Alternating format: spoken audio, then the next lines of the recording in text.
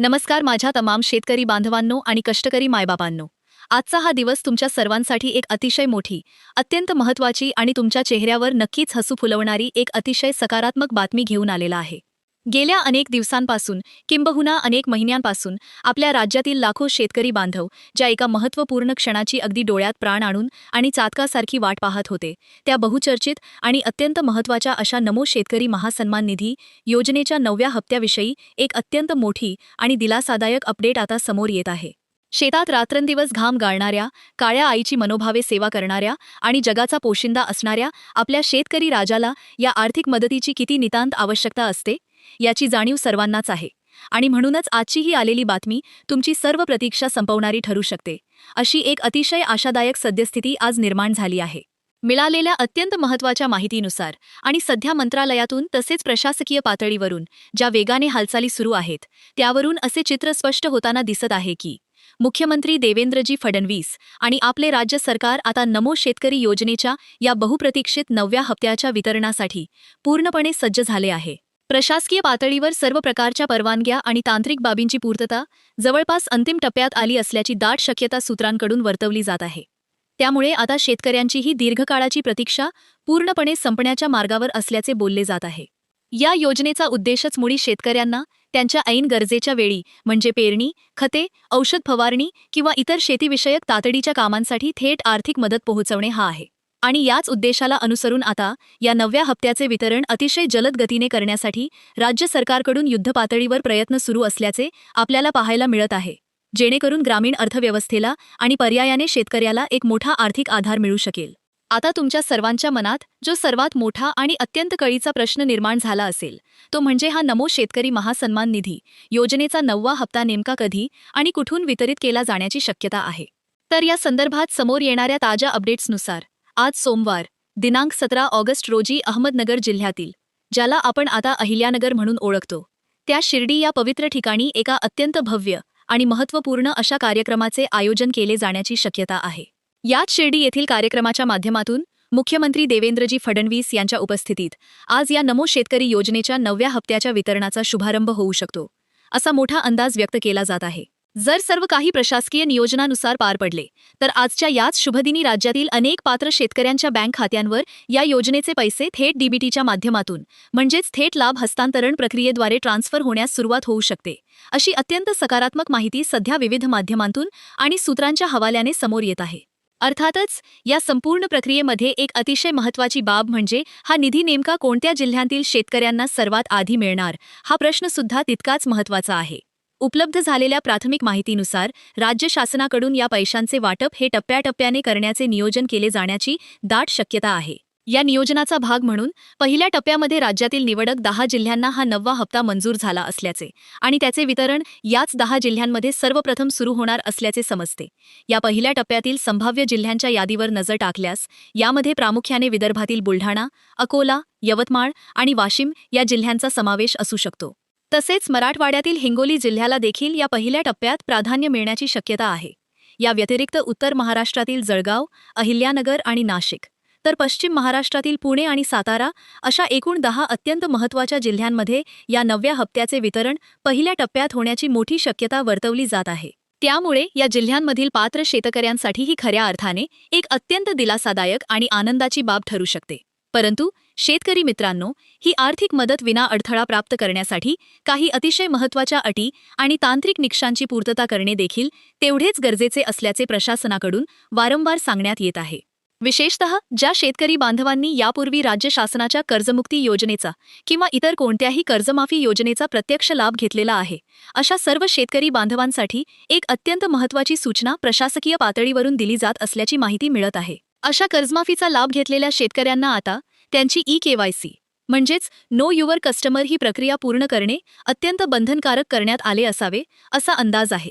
जोपर्यंत ही ई-केवायसीची प्रक्रिया पूर्ण केली जात नाही, तोपर्यंत संबंधितांच्या बँक खात्यावर नमो शेतकरी महासन्मान निधी योजनेचा हा 9वा हप्ता जमा होण्यात तांत्रिक अडचणी निर्माण होऊ शकतात.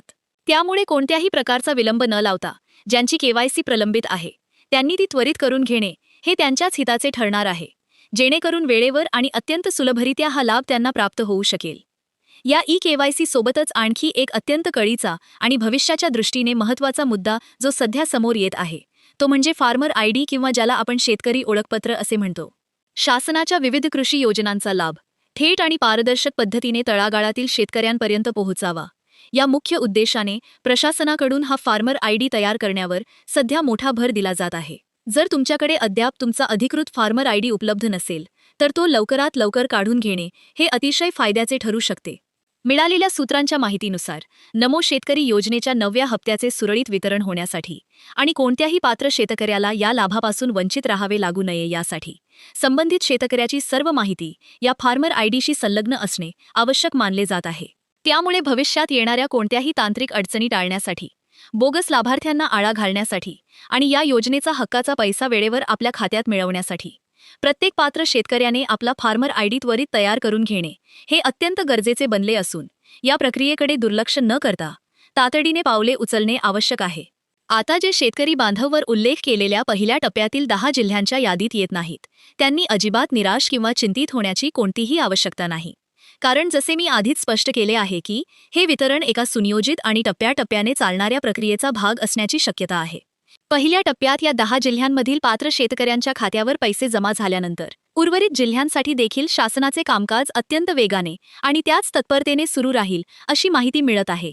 पहिल्या टप्प्याचे वितरण सुरू झाल्यापासून अवघ्या 1 ते 2 दिवसांच्या अंतरातच संपूर्ण महाराष्ट्रातील उर्वरित सर्व जिल्ह्यांमधील पात्र शेतकरी बांधवांना या योजनेचा लाभ मिळण्यास सुरुवात होईल असा अत्यंत सकारात्मक अंदाज व्यक्त करण्यात येत आहे. या नमो शेतकरी महासन्मान निधी योजनेअंतर्गत संपूर्ण राज्यभरातील तब्बल 90 लाख पात्र शेतकऱ्यांच्या बँक खात्यांमध्ये हा 9वा हप्ता जमा करण्याचे एक अतिशय मोठे, व्यापक आणि महत्त्वाकांक्षी उद्दिष्ट शासनाने समोर ठेवले असल्याची सध्या सर्वत्र चर्चा आहे. त्यामुळे ज्यांचे सर्व कागदपत्रे, ई-केवायसी आणि फार्मर आयडी यांसारख्या सर्व अटींची पूर्तता झालेली असेल त्या राज्यातील एकाही पात्र शेतकऱ्याला या लाभापासून वंचित राहावे लागणार नाही असा एक मोठा विश्वास प्रशासकीय पातळीवरून आणि शासनाच्या विविध विभागांकडून वारंवार निर्माण केला जात आहे. ही संपूर्ण प्रक्रिया अतिशय पारदर्शक पद्धतीने आणि आधुनिक तंत्रज्ञानाचा अत्यंत अचूक वापर करून राबवली जात असल्यामुळे थेट लाभार्थी शेतकऱ्याच्या बँक खात्यातच हे पैसे जमा होण्याची खात्री अधिक बळावते, ज्यामुळे मध्यस्थांचा कोणताही हस्तक्षेप उरत नाही आणि संपूर्ण रक्कम शेतकऱ्याच्या हातात पडते.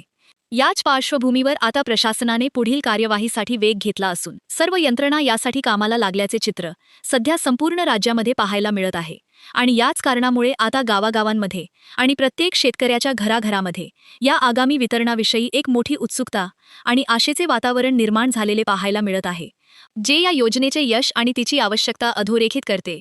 या योजनेच्या निमित्ताने संपूर्ण राज्यभरातील शेतकरी बांधवांमध्ये जे आनंदाचे आणि उत्साहाचे वातावरण निर्माण झाले आहे त्याचे एक अतिशय महत्त्वाचे आणि मुख्य कारण म्हणजे सध्याचा कृषी हंगाम आणि शेतकऱ्यांच्या हातात पैशांची असलेली नितांत आवश्यकता.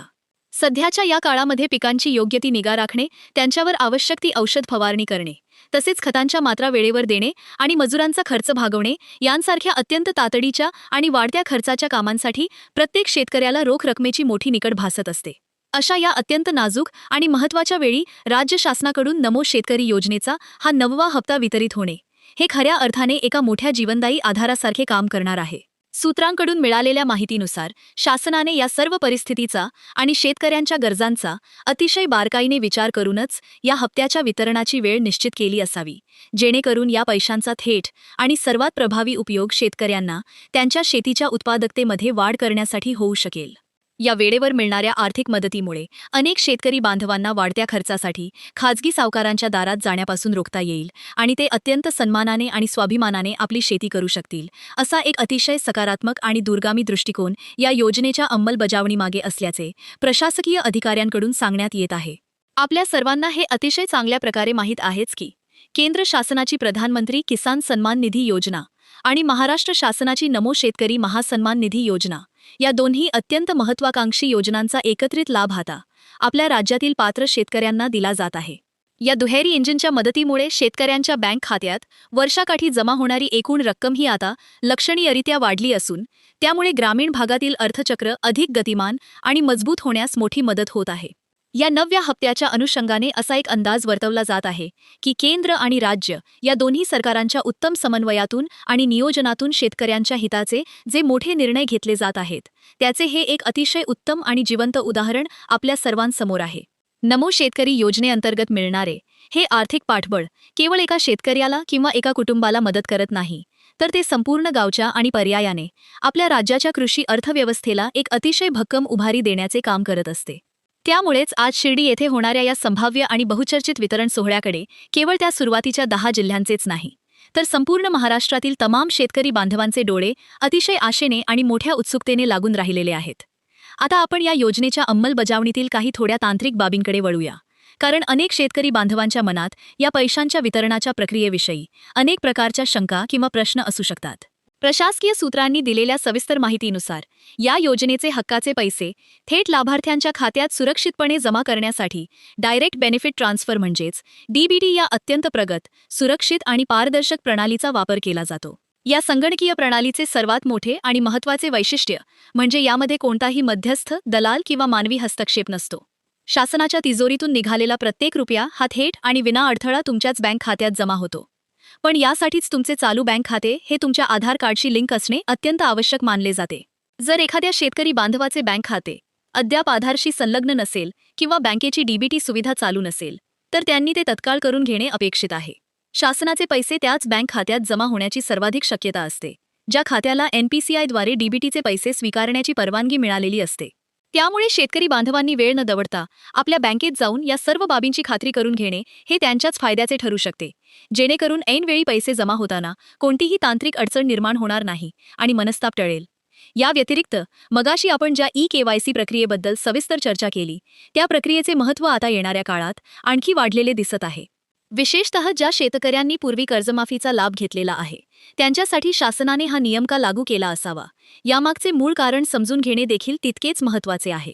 मिळालेल्या शासकीय माहितीनुसार कोणत्याही मोठ्या आणि आर्थिक लाभाच्या शासकीय योजनेचा पैसा हा केवळ खऱ्या, पात्र आणि गरजू लाभार्थ्यालाच मिळावा, यासाठी प्रशासनाकडून ही काटेकोर तपासणी आणि पडताळणी केली जात असावी. KYCची ही प्रक्रिया पूर्ण करण्यासाठी शेतकरी बांधव त्यांच्या गावातील किंवा जवळच्या आपले सरकार सेवा केंद्र किंवा सामायिक सुविधा केंद्राला म्हणजेच CSC सेंटरला स्वतः भेट देऊ शकतात. तेथे बायोमेट्रिक पद्धतीने म्हणजेच बोटाचे ठसे देऊन अतिशय सोप्या आणि सुरक्षित पद्धतीने ही प्रक्रिया अवघ्या काही मिनिटात पूर्ण केली जाऊ शकते. यासोबतच ज्या प्रगतशील शेतकऱ्यांचा चालू मोबाईल क्रमांक त्यांच्या आधार कार्डशी आधीपासूनच लिंक केलेला आहे, ते शेतकरी घरबसल्या स्वतःच्या मोबाईलवरून OTPच्या माध्यमातूनही आपली KYC पूर्ण करू शकतात. अशी अतिशय सोयीची सुविधा शासनाकडून उपलब्ध करून देण्यात आलेली आहे. त्यामुळे या आवश्यक प्रक्रियेला अजिबात न घाबरता किंवा कसलाही कंटाळा न करता ती आजच पूर्ण करून घेणे हे आगामी 9वा हप्ता विनासायास मिळवण्यासाठी अत्यंत मोलाचे ठरणार आहे.